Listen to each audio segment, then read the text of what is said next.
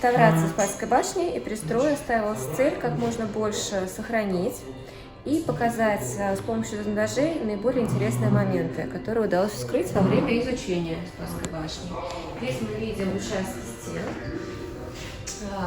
Также в другом зондаже вы можете увидеть заложенные в прошлом стрельницы Спасской башни в ее западной галерее, которые были открыты для туристического показа.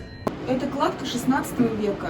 Вот это все у нас планируется оставить в таком виде, только все это отреставрировать и сделать как в качестве зондажа. Сделаем это под стекло.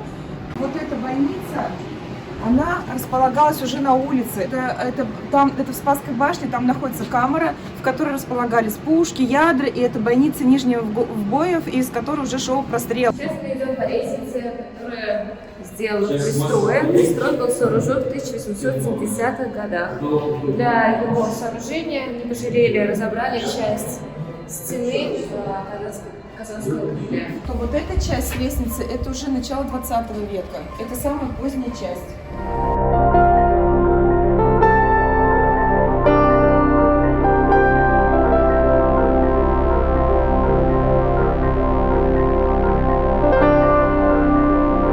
Здесь перед нами самый большой экспонат нашего музея, не считая Спасской башни. Это стена, которая была расчищена для показа туристам. Фактически это стена 16 века, единственная стена надвратного храма Спаса Миротворца, которая сохранилась до наших дней. Три остальные были в разрушенных пожарах и значительно перестроены. Само помещение сильно расширилось в восточном, в западном и в южном направлении.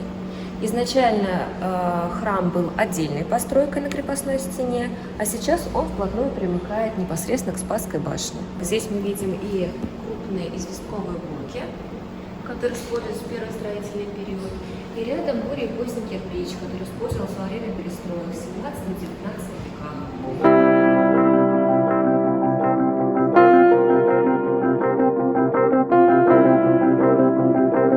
Многочисленные трещины на стенах. Это будут проводиться работы по усилению конструкции стен.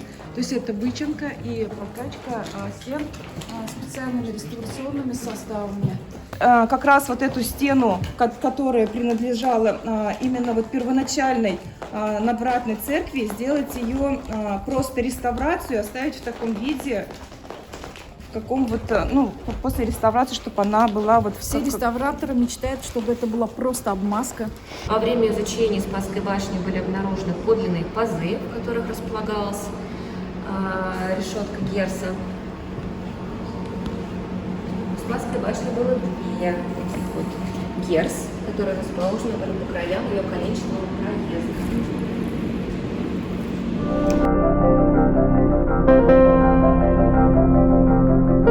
То, что она сейчас находится внутри помещения, не означало, что так было всегда. Я уже упомянула, что изначально Спасская башня и надвратный храм были отдельными сооружениями, и здесь был проход по крепостной стене, чтобы не могли пройти наступающие внутрь проезда башни. Либо запускали их, и за ними опускалась первая решетка, а потом вторая перед ними, и враги оказывались запертыми внутри башни. Через ячейки решетки можно было их обстреливать. Да. Эта щель, здесь располагалась подъемная решетка, так называемая Герса. Это крепостная решетка. Да, здесь стояло бревно. Она располагалась между, как раз вот где-то примерно вот в этом уровне шла стена надвратной церкви до того, как ее уже объединили. И между вот надвратной церковью и Спасской башней как раз вот располагался подъемный механизм вот этой герсы. Бревно, рычаг, и поднимали решетку. Это помещение, которое сейчас закрыто, прежде было открытым клубищем. И было таким образом достроено уже, когда расширялась площадь церкви. И, соответственно, эта лестница стала не нужна, в ней не было необходимости, поэтому она была заложена. Через окно, которое расположено в этом зале, можно посмотреть, как устроены крепостные стены с боевым ходом, который называется прясло. В стене предусмотрены отверстия, так называемые стрельницы или бойницы, из которых можно эффективно вести оборону крепости. то, что стало с белокаменной кладкой за 300 с лишним лет. То есть вот это примерно состояние.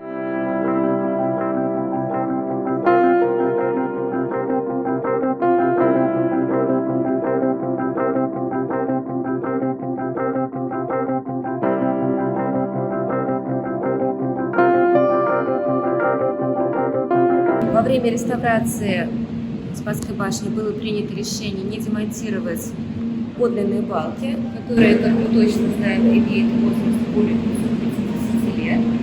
Они черного цвета, поскольку обуглены в одном из пожаров 20 века. Но, согласно исследованиям, своей несущей способности балки не потеряли, поэтому мы сохранили, лишь укрепили дополнительно новыми скобами.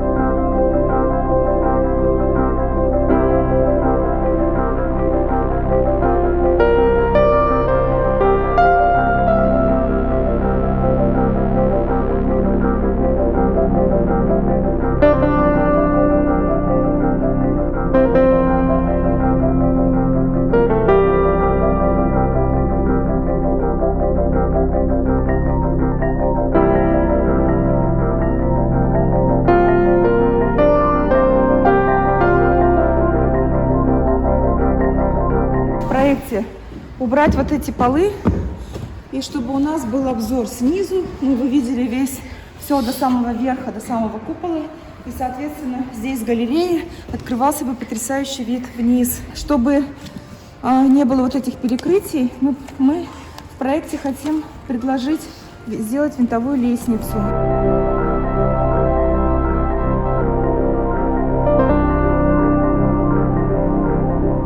Когда строили Спасскую башню, металлоконструкция, шатер был изначально кирпичный. Это уже вот как раз следы одного из капитальных ремонтов усиления шатра.